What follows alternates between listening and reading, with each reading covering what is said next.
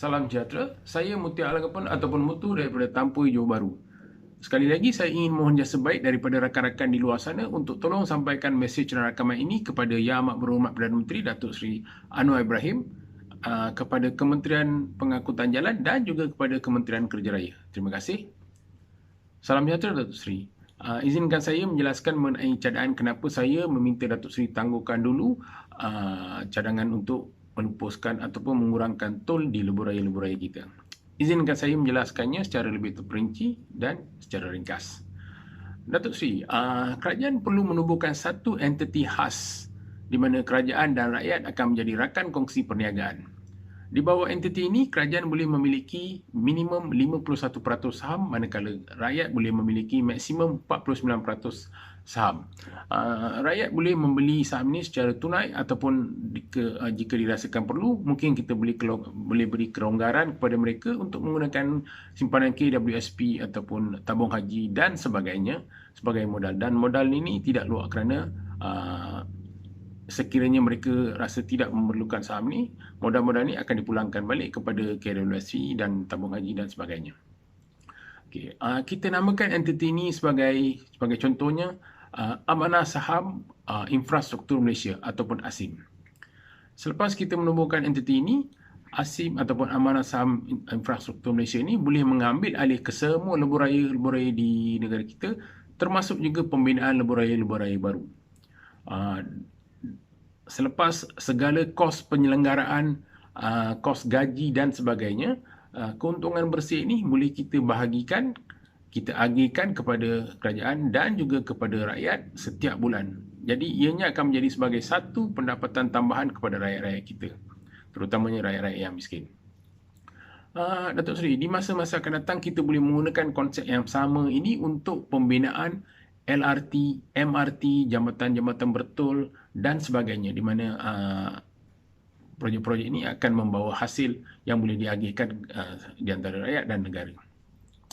Datuk Seri, dengan konsep ini kita boleh membina lebih banyak lingkaran-lingkaran LRT di kawasan-kawasan yang memerlukan. Sebagai contohnya di kawasan-kawasan yang banyak penempatan seperti taman-taman perumahan ataupun perkampungan-perkampungan yang besar seperti di Manjoy, kita rasa LRT ini dapat berfungsi dengan secara efisien di kawasan-kawasan tersebut. Sebagai contohnya di Johor Bahru saja saya rasa kita boleh membina tidak kurang daripada 10 lingkaran LRT yang akhirnya dihubungkan kepada MRT sebagai laluan utamanya. Datuk Seri, dengan berbuat demikian kita dapat menyelesaikan masalah kesesakan di lebuh raya, kesesakan di bandaraya dan juga mana-mana kawasan yang selalunya terjadi kesesakan kerana LRT ini dapat berfungsi di mana rakyat-rakyat tidak perlu keluar daripada rumah dengan memandu dan sebagainya.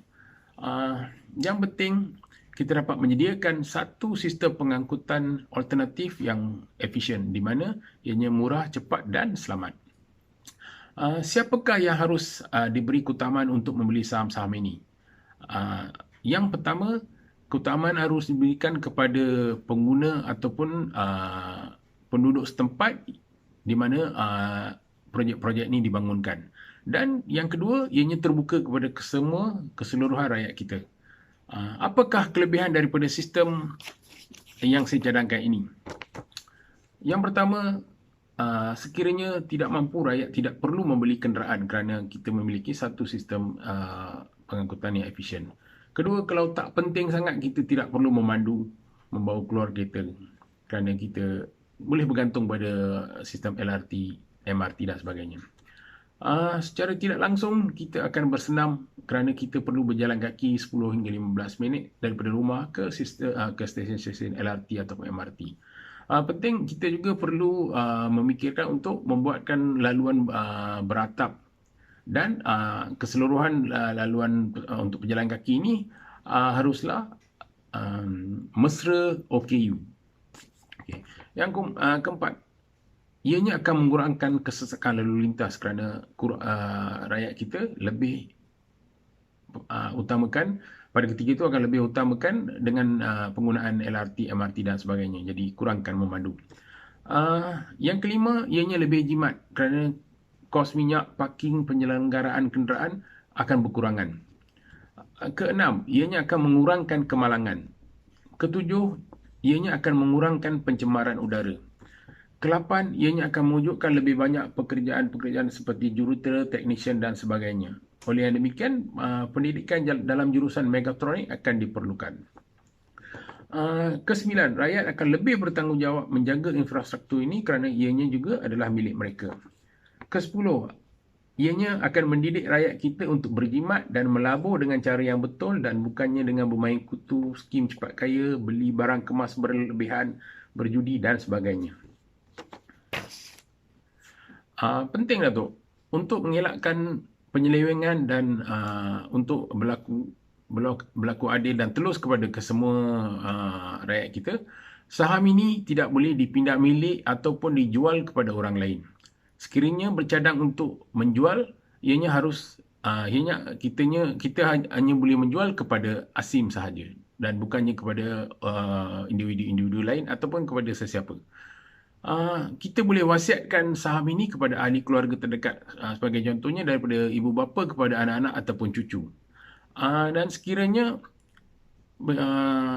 pemilik saham ini bercadang untuk menjual saham mereka dan pada awalnya mereka membeli saham ini dengan mendapatkan dana daripada KWSP, tabung haji dan sebagainya, dana tersebut harus dipulangkan secara automatik setelah mereka menjual saham-saham ini dan baki daripada penjualan saham ini sahaja milik mereka. Datuk Seri, dengan melakukan demikian, kita dapat melonjakkan ekonomi kita di mata dunia. Dan dalam pada itu, kita dapat menaikkan daya saing kita di mata dunia dan kita juga dapat berdiri sama tinggi dan duduk sama rendah dengan bandara-bandara maju di dunia seperti Tokyo, Seoul, Shenzhen, Shanghai, Beijing dan sebagainya. Yang paling penting, Datuk Seri, rakyat kita akan gembira kerana kita secara langsung ataupun secara tidak langsung dapat membantu mereka. Akhir kata, saya berharap cadangan ini serba sedikit dapat membantu Datuk Seri dalam menaikkan nama negara di mata dunia. Terima kasih, Datuk Seri.